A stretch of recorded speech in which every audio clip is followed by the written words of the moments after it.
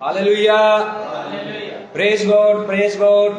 पवित्र पिता का बहुत बहुत धन्यवाद हो इस बहुमूल्य अवसर के लिए, इस पाक पवित्र और जीवित हजूरी के लिए। मैं आप सबका भी, जो अगर हमसे जो भी ऑनलाइन जुड़े, मैं उसका भी, आप सबका भी स्वागत करता हूं। और जो बाद में इस पोस्ट को देखे उन सबका भी पवित्र पिता की पाक पवित्र हजूरी में स्वागत है। और इस पोस्ट के द्वारा, पवित्र वचनों के द्वारा पवित्र पिता आप सबको आशीष दे। आज के बाद इस पोस्ट के द्वारा, इन पवित्र वचनों के द्वारा आपका जीवन बदले, आपके हालात बदले। आमीन, प्रेज गॉड। तो आज का हमारा विषय रहेगा घमंड के ऊपर। क्या मनुष्य को घमंड करना चाहिए या नहीं, और करना चाहिए तो किसके ऊपर घमंड करना चाहिए। आज का हमारा विषय है घमंड के ऊपर। आइए पवित्र वचनों के अनुसार हम सीखते हैं। हम पढ़ेंगे यशायाह की पुस्तक, उसका अध्याय 14 और उसका 12 पद से हम शुरू करेंगे। पढ़ो। हाय। हे भोर के चमकने वाले तारे, हाँ। तू कैसे आकाश से गिर पड़ा है। तू जो जाति जाति को हरा देता था, हाँ। तू अब कैसे काट कर हाँ। भूमि पर गिराया गया है। हाँ। तू मन में कहता तो था, हाँ। मैं स्वर्ग पर चढ़ूंगा, हाँ। मैं अपने सिंहासन को ईश्वर के तारागण से अधिक ऊंचा करूंगा। अभी आवाज इसमें सुन ली होगी ना? आप सब नबी सुने ना? आप सब सुन पा रहे हो? सुनिया? ये पढ़िया।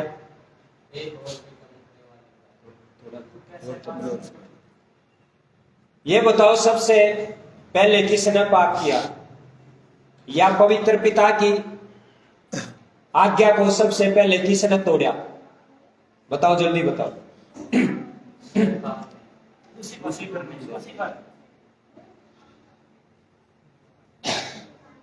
किसने किसने पाप किया सबसे पहले, और कौन सा पाप किया है? हाँ, किसने पाप किया ये बताओ।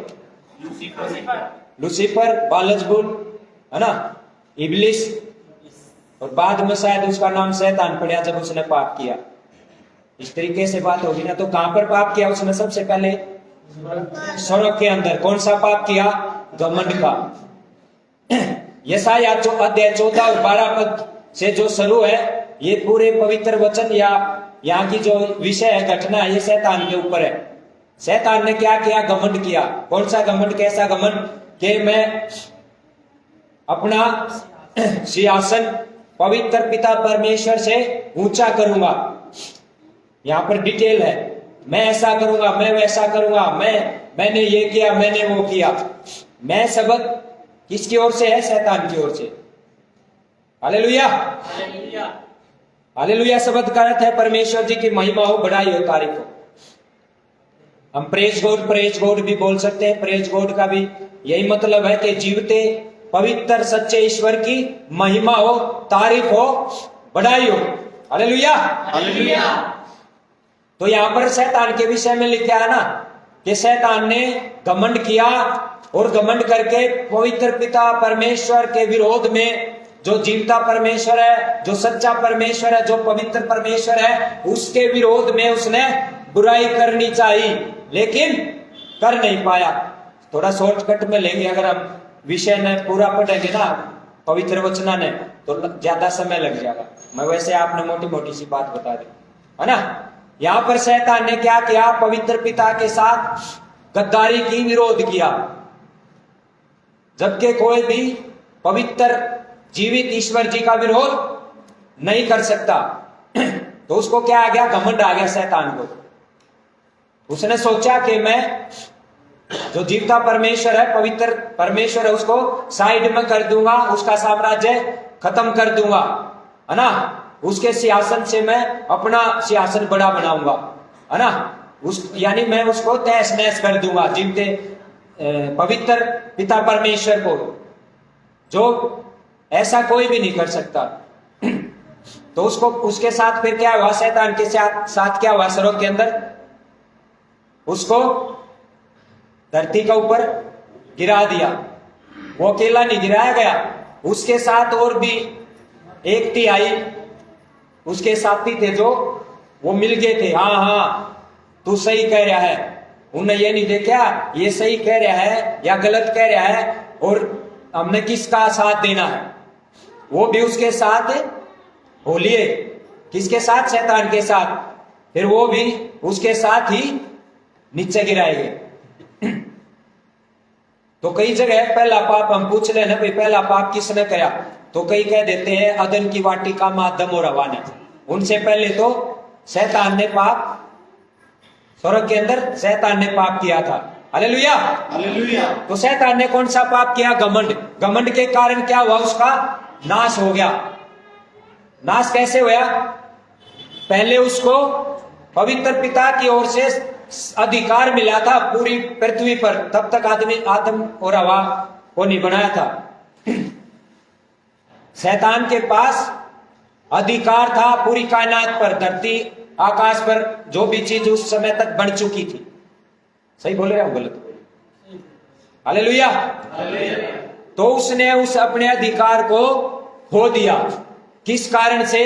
पवित्र पिता का विरोध करके या पवित्र पिता की आज्ञा को तोड़ के। क्या हुआ? उसका भला हुआ? भला नहीं हुआ। क्या हुआ? उसका नुकसान हुआ। तो उसने क्या किया? घमंड। तो उसने घमंड करना नहीं चाहिए था। हालेलुया। हाँ, तो इसके अंदर आप बाद में पढ़ लेना।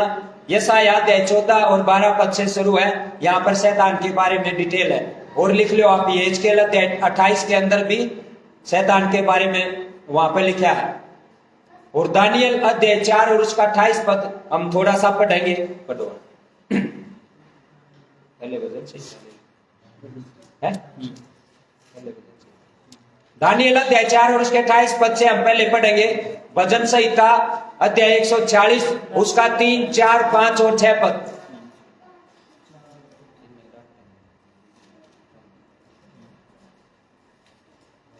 तुम प्रधानों पर भरोसा न रखना, हाँ, न किसी आदमी पर। तुम प्रधानों पर भरोसा ना रखना, ना किसी आदमी पर। हाँ, क्योंकि उसमें हाँ। उद्धार करने की भी शक्ति नहीं। उसमें उद्धार करने की शक्ति नहीं। नहीं है। आदमी आदमी का उद्धार नहीं कर सकता। सच्चा उद्धारकर्ता कौन है? पवित्र प्रभु यीशु मसीह जी, जिसके नाम से पापों की माफी है, अनंत जीवन है। और उसके बाद जो सच्चा प्रायश्चित कर लेगा ना, पवित्र पिता के सामने घुटनों पर आकर अपने पापों का प्रायश्चित कर लेगा, और फिर उसको क्या मिलेगा? पापों से माफी, गुनाहों से माफी और अनंत जीवन। और पवित्र आत्मा जी फिर उसकी मदद करेगा। हालेलुया। हालेलुया।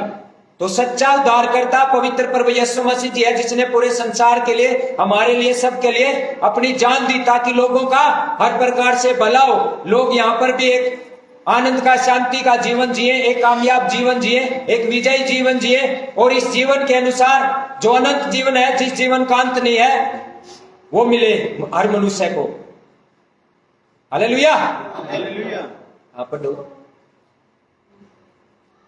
तो आपको अब तक जिसने बचाया है ना, सुरक्षित रखे हर प्रकार से, और जो भी आपकी नेक और अच्छी जरूरतें पूरी हुई है, वो किसी मनुष्य की ओर से नहीं हुई। किसकी ओर से हुई है? परमेश्वर की ओर से। पवित्र पिता परमेश्वर जी की ओर से। मनुष्य तो मनुष्य के लिए ठहराए जाते हैं पवित्र पिता की ओर से। तो हमने मनुष्यों से भी नफरत और घृणा नहीं करनी। पहला धन्यवाद पवित्र पिता का। दूसरा धन्यवाद जो पवित्र पिता ने जो भी मनुष्य हमारी सुविधा के लिए, नेक और अच्छी सुविधा के लिए ठहराया। लेकिन सब कुछ तो ऊपर से होता है। अगर पवित्र पिता ना चाहे, अगर पवित्र पिता ना चाहे, तो किसी मनुष्य की कोई मनुष्य भलाई नहीं कर सकता। हालेलुया। हालेलुया। हाँ, तो आगे हम पढ़ेंगे पवित्र वचनों को। न किसी आदमी पर, क्योंकि उसमें उद्धार करने की भी शक्ति नहीं। हाँ, उसका भी प्राण निकलेगा, उसका भी प्राण निकलेगा, वह भी मिट्टी में मिल जाएगा। वह भी मिट्टी में मिल जाएगा। उसी दिन उसकी सब कल्पनाएं नष्ट हो जाएंगी। हाँ, उसी दिन उसकी सब कल्पनाएं नष्ट हो जाएंगी। हाँ, क्या ही धन्य है वह, हाँ, जिसका सहायक याकूब का परमेश्वर है, हाँ, और जिसका भरोसा हाँ। अपने परमेश्वर यहोवा पर है। हाँ, क्या ही धन्य है वह पुरुष या मनुष्य जिसका भरोसा परमेश्वर अपने परमेश्वर पर है, अपने यहोवा पवित्र यहोवा पर है। तो हमने सबसे पहला भरोसा किस पर रखना है? परमेश्वर पवित्र पिता पर। पवित्र पिता परमेश्वर जो जीवता परमेश्वर है, जिसने पूरी कायनात को बनाया, जिसने पूरी कायनात को, जो पूरी कायनात को संभाल रहे या चला रहे हैं। तो हमारा सबसे पहला भरोसा उस पर होना चाहिए। क्यों? क्योंकि मनुष्य को हर प्रकार की कठिनाई से निकालने के लिए मनुष्य के पास समाधान नहीं है। किसके पास है हर समस्या का समाधान? जीवते परमेश्वर के पास। आपको और आपके हालातों को पवित्र पिता जानते हैं। हो सकता है कोई मनुष्य जाने या ना जान पावे। हालेलुया। तो हमें हर प्रकार का भरोसा किस पर रखना है? कौन आपको बचा सकता है या किसने आपको बचाया? किसी मनुष्य ने नहीं। किसने बचाया हमें? या कौन बचाता है मनुष्यों को या किसी को भी? पवित्र पिता परमेश्वर अपनी अनुग्रह से, अपनी सामर्थ से बचाते हैं। जब बड़े बड़े आंधी तूफान आते हैं तो वो पवित्र पिता ही सुरक्षित रखते हैं मनुष्य को। ना कोई पीएम, ना कोई सीएम, है ना कोई सेना, ना कोई पुलिस। हालेलुया। हालेलुया। कौन बचाता है, कौन सुरक्षित रखता है? पवित्र पिता। हालेलुया। हाँ, तो हमारा हर प्रकार का भरोसा किस पर होना चाहिए? पवित्र पिता परमेश्वर जी पर। वो आपको भी जानते हैं, आपके हालातों को भी जानते हैं। हो सकता है कोई मनुष्य आपको ना समझ पावा, आपके हालातों को ना भी समझ पावे, लेकिन मैं आपको बताना चाहता हूं पवित्र पिता आपसे बहुत प्यार करते हैं, आपको आपके हालातों को समझते हैं, आपको हर प्रकार से छुटकारा देना चाहते हैं। वो आपसे इतना प्यार करते हैं कि आप सोच भी नहीं सकते, आप समझ भी नहीं सकते। मनुष्य अपनी समझ से कितना भी सोच ले, लेकिन पवित्र पिता परमेश्वर जी के प्यार की गहराई को नहीं नाप पाएगा। इतना प्यार करते हैं वो। हालेलुया। हालेलुया। हालेलुया। हाँ, हो गया। आपको पढ़ो कौन सा? और यिर्मयाह अध्याय 9 और उसका 23 और 24 पद के अनुसार भी हम सीखेंगे। यहोवा यूं कहता है, बुद्धिमान अपनी बुद्धि पर घमंड न करे, हाँ, न वीर अपनी वीरता पर, हाँ, न धनी अपने धन पर घमंड करे, हाँ, परंतु हाँ, जो घमंड करे हाँ, वह इसी बात पर घमंड करे कि वह मुझे जानता और समझता है हाँ, कि हाँ, मैं ही हाँ, वह यहोवा हूँ हाँ, जो पृथ्वी पर करुणा, हाँ, न्याय हाँ, और धर्म के काम करता है, हाँ, क्योंकि हाँ, मैं इन्हीं बातों से प्रसन्न रहता हूँ। हाँ। हालेलुया। हालेलुया। ना वीर अपनी वीरता पर घमंड करे, ना धनी अपने धन पर। हालेलुया। हालेलुया। और ना बुद्धिमान ना बुद्धिमान अपनी बुद्धि पर घमंड करे। तो मनुष्य के पास घमंड करने का ऑप्शन या एक ही स्थान है। हर प्रकार से मनुष्य किस पर घमंड करे? सच्चे जीवित और पवित्र ईश्वर जी पर, कि उसने मुझे अच्छा बनाया, मुझे उसने अच्छी बुद्धि दी, मुझे उसने अच्छा वीर बनाया, मुझे उसने अच्छा मकान दिया, धन दौलत दी। इसमें मनुष्य की कोई खासियत नहीं है। अगर मनुष्य के पास जो कुछ है तो वो पवित्र पिता का दिया हुआ है। अब मनुष्य के पास तो घमंड करने का कोई स्थान नहीं है, कोई जगह ही नहीं है। हालेलुया। हालेलुया। तो पवित्र पिता किन बातों से प्रसन्न होते हैं? पढ़िए दोबारा 24 पढ़िए। परंतु जो घमंड करे हाँ, वह इसी बात पर घमंड करे हाँ, परंतु जो घमंड करे वो इसी बात पर घमंड करे कि वह मुझे जानता कि वह मुझे जानता है और समझता है। और समझता भी है। जानना और समझने में फर्क है ना। सच्चे जीवित और पवित्र ईश्वर जी को जानना और समझना। बहुत से तो लोग बेचारे समझते नहीं, पता ही नहीं लोगों को सच्चा और जीवित पवित्र ईश्वर कौन है। ये बड़े दुख की बात है और हमें दुख है इस बात का। हम सब लोगों के लिए जो सच्चे जीवित और पवित्र ईश्वर जी से भटक चुके हैं, दूर हो चुके हैं, हम उन अपने भाइयों के लिए दिन रात उपवास प्रार्थना करते हैं कि सच्चा जीवित और पवित्र ईश्वर सबको बचाए, सबको अपने पवित्र स्वर्गीय राज्य में ले, नरक की आग से उन्हें बचाए। ये हमारे लिए हमारा फर्ज है कि हम सबके लिए प्रार्थना करते हैं, उपवास करते हैं, गिड़गिड़ाते हैं सच्चे जीवित और पवित्र ईश्वर जी के सामने की आपके बेटा बेटी आपसे दूर हो गए हैं, भटक गए हैं, आप उन्हें फिर से वापस अपने पास लो और उन्हें एक कामयाब जीवन दो, अनंत जीवन दो, एक आनंद और शांति का जीवन दो। ये हमारा फर्ज भी है और हम दिन रात सबके लिए प्रार्थना भी करते हैं। Hallelujah, hallelujah, praise God, praise God. हाँ, बहुतों को पता नहीं स्वर्ग और नरक के बारे में। अब हम किसी को बताओ ना कि भाई यहाँ का जीवन तो छोटा मोटा जीवन है, एक जीवन और भी है इससे आगे चल के, जब मनुष्य यहाँ से मरने के बाद जब आगे जाओगा ना, आगे पहुंचेगा, तो एक जीवन और है जिस जीवन का नाम है अनंत जीवन, जिस जीवन का कोई खात्मा नहीं, वो सिर्फ एक ही नाम से है, वो नाम है पवित्र प्रभु यीशु मसीह जी। संसार की कंपनियां लाइफ इंश्योरेंस करती हैं मरने से पहले, लेकिन पवित्र प्रभु यीशु मसीह जी के द्वारा एक इंश्योरेंस है जो मरने से पहले भी है और मरने के बाद भी।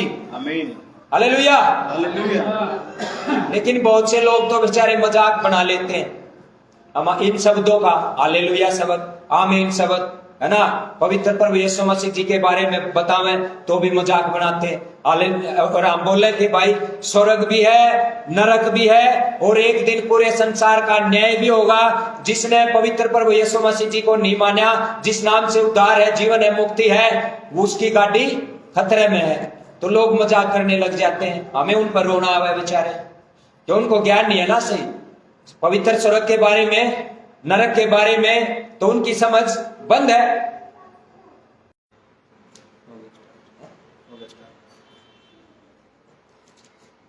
हालेलुया, आप सब सुन पा रहे हो ना, इसके लिए आप सब के लिए। तो आज की जो भी इसको पोस्ट को देखे, पवित्र वचनों को सुने, हमारी दुआ है सच्चे जीवित और पवित्र ईश्वर जी से कि आप सबको आशीष मिले, आपका जीवन बचाया जाए, आपको आपका उद्धार हो, आपको पापों से माफी मिले, आपकी समझ खुले सच्चे जीवित ईश्वर के बारे में, पवित्र स्वर्ग के बारे में, और सच्चा जीवित और पवित्र पिता आपको बचाए, आपके घरानों को बचाए, आपको अपने पवित्र स्वर्ग राज्य में ले, आपको अनंत जीवन दे, आप बचाए जाएं पवित्र प्रभु यीशु मसीह जी के नाम से। आमीन। तो हम अगले अध्याय में बढ़ेंगे, दानियल की पुस्तक अध्याय 4 और उसका 28 पद, हम 1-2 पद पढ़ेंगे।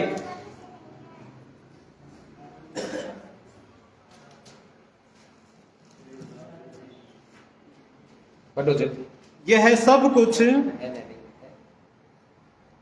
दानियल द्वारा यहाँ की घटना का आपको पता है, नबूकदनेस्सर राजा के बारे में आपको पता है, दानियल अध्याय 4 में उसका जिक्र है। उस पवित्र पिता ने उसको आशीष दी, उसका साम्राज्य बढ़ाया, उसे खूब धन दौलत दी। पता है उसको इतनी बड़ी आशीष मिलने के बाद उसके साथ क्या हुआ? वह घमंड से भूल गया। उसने नु सोची, राजा नबूकदनेस्सर ने क्या सोचा? उसने नु सोची कि ये तो मेरी ही बुद्धि और मेरी ही सामर्थ्य से इकट्ठा हुआ है,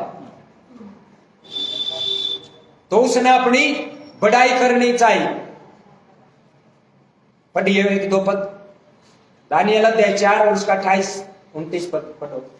यह सब कुछ हाँ, नबूकदनेस्सर राजा पर घट गया। हाँ, यह सब कुछ नबूकदनेस्सर राजा पर घट गया। घट गया। क्या घट गया? 12 महीने के बीतने पर, 12 महीने के बीतने पर, जब वह बेबीलोन के राजभवन की हाँ, छत पर टहल रहा था, हाँ, तब वह कहने लगा, हाँ, क्या यह बड़ा बेबीलोन नहीं हाँ, है, हाँ, जिसे हाँ, मैं ही ने हाँ, अपने बल हाँ, और अपने सामर्थ्य से हाँ, राज निवास होने को हाँ, और अपने प्रताप की बढ़ाई के लिए बसाया है। हाँ, ये बोले आइयो, हालेलुया, हालेलुया। सब सुन पा रहे हो कि नहीं? हाँ, ये आप सब ने सुना, बट वीडियो आप बाइबल के अंदर इन्हें बता देना, बाइबल खोल लो आप, ये भी पढ़ लो। राजा नबूकदनेस्सर क्या बोला? क्या यह बड़ा बेबीलोन नहीं है? हाँ, इसने वह बात बोली ना, क्या ये बड़ा बेबीलोन जो बनाया, क्या वो मैंने अपनी सामर्थ्य से नहीं बनाया, अपनी बुद्धि से नहीं बनाया? ये पढ़ो आप, इसने इतना ही बोला था, तभी इसके साथ क्या हुआ? यह वचन राजा के मुंह से निकलने भी न पाया था हाँ कि आकाशवाणी हुई, हाँ हे राजा नबूकदनेस्सर, हाँ तेरे विषय में यह आज्ञा निकली है, हाँ। राज्य तेरे हाथ से निकल गया, राज्य तेरे हाथ से निकल गया। जब इसने यू बोला ना, यह बात बोली, पूरी ये बोला इसने, आहा, पूरा एक आनंद के साथ, मतलब पूरा इंजॉय के साथ बोले इसने। क्या बोला? आहा, क्या ही बड़ा बेबीलोन है जिसको मैंने अपनी बुद्धि और सामर्थ्य बनाया। आशीष इसको पवित्र पिता ने दी थी और ये बड़ा ही मारन लग गया अपनी। तो क्या हुआ फिर इसके साथ? पता है क्या हुआ? तभी आकाश से क्या हुआ? आकाशवाणी हुई, आकाशवाणी हुई, हे राजा नबूकदनेस्सर, हे राजा नबूकदनेस्सर, तेरे विषय में यह आज्ञा निकलती है, तेरे विषय में यह आज्ञा निकलती है, राज्य तेरे हाथ से निकल गया, राज्य तेरे हाथ से निकल गया, और तू मनुष्यों के बीच से निकाला जाएगा, तू मनुष्यों के बीच से निकाला जाएगा, और मैदान के पशुओं के संग रहेगा, और मैदान के पशुओं के संग रहेगा, और बैलों के समान घास चरेगा, और बैलों के समान घास चरेगा, और 7 काल तुझ पर बीतेंगे, और 7 काल तुझ पर बीतेंगे। ये है इसके साथ घमंड का रिजल्ट। हालेलुया। राजा नबूकदनेस्सर ने भी पवित्र पिता के विरोध में घमंड किया, आशीष पवित्र पिता ने दी, और ये अपनी महिमा का कारण बनने लग गया। अपने नंबर बनाने के चक्कर में, अपनी बढ़ाई करने के चक्कर में चाल पड़ा। क्या हुआ फिर? राजा का जो अधिकार या पद से मिला था वो गया इसके पास से, और इतने में काम नहीं चला। इसको फिर मनुष्यों के बीच से निकाला गया। किसके संग रहा? ये पशुओं के संग। 7 काल बीते इस पर, और इसने मनुष्यों वाला खाना भी नहीं मिला। क्या मिला? घास खानी पड़ी इसने घमंड के कारण। नाखून भी बद गए थे इसके पशुओं की तरह। Hallelujah, hallelujah. तो इसका घमंड करना क्या हुआ? इसके नाश का कारण बना। क्यों? क्योंकि इसने अपने ऊपर घमंड किया, पवित्र पिता पर नहीं घमंड किया कि मुझे पवित्र पिता ने आशीष दी है, संभाला है, जो भी धन दौलत, जो भी बुद्धि या सामर्थ या मेरा साम्राज्य बढ़ाया है, तो ये पवित्र पिता ने अपने अनुग्रह और सामर्थ्य से बढ़ाया है। इसने अपनी बढ़ाई करनी चाहिए। मारा गया। क्या हुआ इसके साथ? राजा के पद से ये साइड में कर दिया, इससे राजा का पद छीन लिया, इसको पशुओं के साथ रहना पड़ा। Hallelujah, hallelujah. हाँ। और 7 काल तुझ पर बीतेंगे, हाँ। जब तक कि तू न जान ले हाँ। कि हाँ। परम प्रधान हाँ। मनुष्यों के राज्य में प्रभुता करता है, हाँ। और जिसे चाहे हाँ। वह उसे दे देता है। हाँ। हालेलुया। हालेलुया। आप सब ने सुना? आइए आगे बढ़ते हैं। बस हो गई। आइए, ये पुराने नियम के वचन थे। कोई ना सोचा कि तो पुराने नियम की बात थी। जो नए नियम में, पुराने नियम की आज्ञा नए नियम में नहीं बदली है, वो पुराने नियम की आज्ञा माननी है हमने, और जो नए नियम में आकर बदल दी वो नए नियम की माननी है हमने। Hallelujah, hallelujah. मैं आप सबको बताना चाहता हूँ, मैं आप सबको बताना चाहता हूँ कि पुराने नियम से नए नियम की आज्ञाओं का स्तर ऊंचा है कि नहीं? समझो आप। गणेनु कहते हैं नया नियम तो अनुग्रह का समय है, यह भी बात सच्ची है, लेकिन पवित्र पिता की ओर से इजाजत भी नहीं है को आदमी बुराई करे। अनुग्रह से पवित्र पिता ने हम पर अनुग्रह किया है, अनुग्रह से हमें उद्धार मिला है, लेकिन अनुग्रह से न्याय नहीं होगा। इस बात को ध्यान दे लियो आप। Hallelujah, hallelujah. तो हमने अपने जीवन से बुराई को खत्म करना, छोड़ना है। प्रार्थना उपवास के द्वारा ज्यादा से ज्यादा संगति पवित्र पिता के साथ करके अपने जीवन को चेंज करवाना है, बदलवाना है। हालात अपने आप बदल जाएंगे। लेकिन आजकल लोगों का तरीका चल रहा है, पहले ने सोचा हमारे हालात बदलने चाहिए। ऐसी सोच और ऐसा तरीका तो शैतान की ओर से है। आज लोग सच्चे जीवित और पवित्र ईश्वर जी के पास आकर भी दुखी हैं, जबकि ऐसा होना नहीं चाहिए। कारण अनाज्ञाकारिता, कारण पाप बुराई। जिस दीवार को, जिस पाप की दीवार को पवित्र प्रभु यीशु मसीह जी ने गिराया था, लोग फिर दोबारा बना रहे हैं उसको।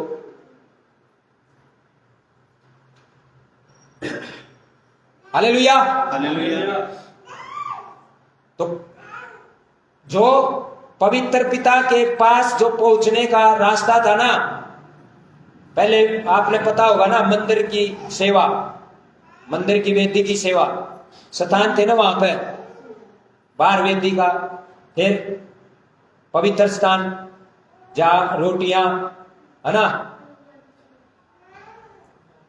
और याजक लोग रहते थे वहां पर, और जहां पर करूबों के अंदर, करूबों के ऊपर पवित्र पिता वास करते थे, वहां पर साल में महायाजक को जाने की इजाजत थी, सबको नहीं। वहां पर महायाजक भेड़ बकरियों का लहू लेकर, जो पाप के लिए या किसी भी तरह की बलि छुटकारे के लिए लेकर उनके पास जाना होता था। पवित्र पिता के पास महायाजक को इजाजत होती थी जाने के लिए। लोगों के पापों के लिए खून से प्रायश्चित होता था। पुराने नियम में भी भेड़ बकरियों का खून बहाना, जो भी लोग पाप करते थे, कई तरह की बलि नहीं थी, पाप बलि, है ना, अन्न बलि, दोष बलि, शुद्ध अशुद्ध आला भी चक्कर था पुराने नियम में, जो अब नए नियम में नहीं है। तो वो जो बीच की दीवार थी ना, मनुष्य सीधा संबंध पवित्र पिता के साथ बना नहीं सकता था। तो अब नए नियम में या पवित्र प्रभु यीशु मसीह जी ने जो अपना बलिदान दिया, अपनी कुर्बानी दी, वो बीच की दीवार, जो पाप की दीवार थी, है ना, जो बीच की रुकावट थी, उसको दूर कर दिया, उसको गिरा दिया। अब हर मनुष्य सच्चे जीवित और पवित्र ईश्वर से सीधा संबंध बना सकता है। तो जो बीच की रुकावट थी, उसको पवित्र प्रभु यीशु मसीह जी ने अपनी कुर्बानी और सामर्थ के द्वारा दूर कर दिया। हमने भी ऐसे ही करना है। अगर हमारे जीवन में पाप बुराई है, जब तक हम अपने जीवन से पाप बुराई को खत्म नहीं करेंगे, हम पिता परमेश्वर जी के साथ एक अच्छा रिश्ता नहीं बना सकते। क्यों? क्योंकि हमारा पिता पवित्र है। तो हमें भी क्या करना पड़ेगा? पवित्र। तब पवित्र पिता के साथ हमारा एक बहुत मजबूत अच्छा रिश्ता बनेगा, और रिश्ता बनने के बाद जीवन में जितने भी रुके हुए रास्ते हैं, सारे खुल जाएंगे। Hallelujah, hallelujah.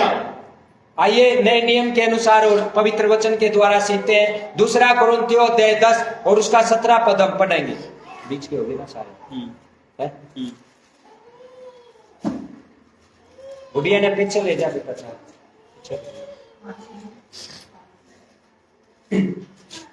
दूसरा कुरिन्थियों हाँ, अध्याय 10 का हाँ, 17 पद से, हाँ।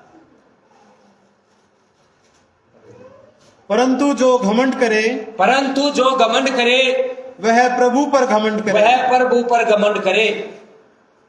आपके पास अच्छी बुद्धि है, पवित्र पिता ने दी। आपके पास अच्छा स्वास्थ्य है, पवित्र पिता ने दिया। ना धरती के किसी डॉक्टर ने, ना किसी दवाई ने। ध्यान दियो सब। डॉक्टर से हम दिखा सकते हैं, डॉक्टर से चेक करवाना, इलाज करवाना, पर पवित्र प्रभु में पाप नहीं है। लेकिन धरती के डॉक्टरों के पास छुटकारा भी नहीं है। दवाई हम ले सकते हैं, दवाई लेना पाप नहीं है, लेकिन दवाई भी जब काम करेंगी जब पवित्र पिता आज्ञा देगा, इजाजत देगा। समझ पा रहे हो आप? बहुत से के कहे मैं दवाइया ने ठीक नहीं करा, ना ना दवा। हालेलुया। बहुत से, सॉरी इस बात की, बहुत से नु सोचे हैं कि मैंने डॉक्टर दौरे देखा यार, दवाई लेने तो दवाइया ने आराम करया ना। दवाई तो एक मिट्टी के समान होती है। उन दवाइयों के द्वारा पवित्र पिता ने अपने अनुग्रह से आपको ठीक किया, या किसी को भी। वैसे दवाई ले सकते हैं, डॉक्टर को दिखाना या दवाई लेना पाप नहीं है, लेकिन जब तक पवित्र पिता ऑर्डर नहीं देगा, आज्ञा नहीं देगा, मनुष्य ने ठीक नहीं करना चाहा होगा, मनुष्य ठीक नहीं हो सकता। हालेलुया। पट हो गया पूरा। परंतु जो घमंड करे हाँ। वह प्रभु पर घमंड करे, हाँ। क्योंकि जो अपनी बड़ाई करता है हाँ। वह नहीं, हाँ। परंतु हाँ। जिसकी बड़ाई प्रभु करता है हाँ। वही ग्रहण किया जाएगा। हालेलुया। हालेलुया। दूसरा कुरिन्थियों 10 उसका 17 और 18 पद दोनों हो गए है ना। पहले 17 में क्या है, जो घमंड करे वो पवित्र प्रभु पर घमंड करे, उसके अनुग्रह और सामर्थ्य पर घमंड करे। हालेलुया। हालेलुया। और जो अपनी बड़ाई करता है ना वो ग्रहण नहीं किया जाता। जिस मनुष्य की बड़ाई पवित्र पिता करता है वो मनुष्य ग्रहण किया जाता है। हालेलुया। हालेलुया।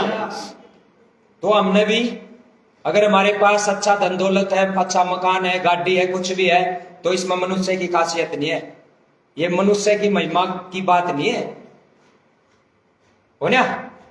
हालेलुया। हालेलुया। अगर हमें अच्छा शरीर मिला है तो पवित्र पिता का धन्यवाद हो। अच्छी बुद्धि मिली है, अच्छी सुंदरता मिली है, अच्छा नैन नक्शक मिला है, तो इसमें अपनी कोई मनुष्य की कोई खासियत नहीं है, ये तो पवित्र पिता का अनुग्रह है, उसकी सामर्थ्य है। उसने मनुष्य को जैसा भी बनाना चाहा। और सब मनुष्य अच्छे होते हैं पवित्र पिता की ओर से, चाहे किसी का भूरा रंग है, चाहे किसी का काला रंग है, चाहे कोई कद में लंबा ठाडा है, चाहे किसी का कद नीचा है। हालेलुया। हालेलुया। तो पवित्र पिता इन पवित्र वचनों के अनुसार आप सबको आशीष दे। क्या आप सबको पता है कि हम अंतिम दिनों में जी रहे हैं? जी रहे ना। पवित्र प्रभु यीशु मसीह जी का दूसरा आगमन बिल्कुल नजदीक है, वो किसी टाइम भी आ सकते हैं। याकूब अध्याय 5 का 8 और 9 पद कहता है कि हाकिम द्वार पर ही है। तो जितना जल्दी हो सके विश्वासी और मसीहों से मैं बोलना चाहता हूं, अपने जीवन से बुराई को, अनाज्ञाकारिता को जल्दी से जल्दी दूर करें। पवित्र प्रभु यीशु मसीह जी का दूसरा आगमन नजदीक है। वो किस लिए आएंगे? अपने मानने वालों के लिए आएंगे, उनको ले जाने के लिए आएंगे। और किन को ले जाएंगे? जो तैयार हैं, जिन्होंने अपने जीवन को बदलवा लिया, जिन्होंने अपने जीवन से बुराई को खत्म कर दिया, जिन मनुष्यों का पवित्र पिता के साथ एक बहुत अच्छा रिश्ता है। हालेलुया। हालेलुया। और मैं जो भी लाइव हमारे को देख रहे या सुन रहे हैं, जो बाद में हमारे को सुने, मैं उनको भी बताना चाहता हूं कि मनुष्य के पास अब बहुत समय नहीं है। हमारी मौत कब आ जाए आदमी को पता नहीं है। तो जितना भी जल्दी हो सके, जो भी पवित्र प्रभु यीशु मसीह जी को नहीं मानता, वो जितना जल्दी हो सके पवित्र प्रभु यीशु मसीह जी पर विश्वास करे और उसकी पवित्र आज्ञाओं को पूरा करे। सब मनुष्यों की भलाई एक ही बात में है। विश्वासी है जो अंधकार में है, वो भी जल्दी से जल्दी पवित्र प्रभु यीशु मसीह जी पर विश्वास करे, उसकी पवित्र आज्ञाओं को पूरा करे, हर प्रकार से आपका भला होगा। दूसरा ऐसा कोई शतान या जगह नहीं है जहां पर मनुष्य का हर प्रकार से भला हो सके। तो मैं आपको बताना चाहता हूं, यहां से जाने के बाद स्वर्ग भी है, नरक भी है, और पूरे संसार का न्याय होगा। एक दिन पूरे संसार का न्याय होगा। अगर जिसने अपना भला चाहिए, अब तक पवित्र प्रभु यीशु मसीह जी को अपना उद्धारकर्ता नहीं बनाया है, तो जितना जल्दी हो सके बना ले। मरने के बाद कोई समाधान नहीं है। मरने के बाद तो न्याय होगा।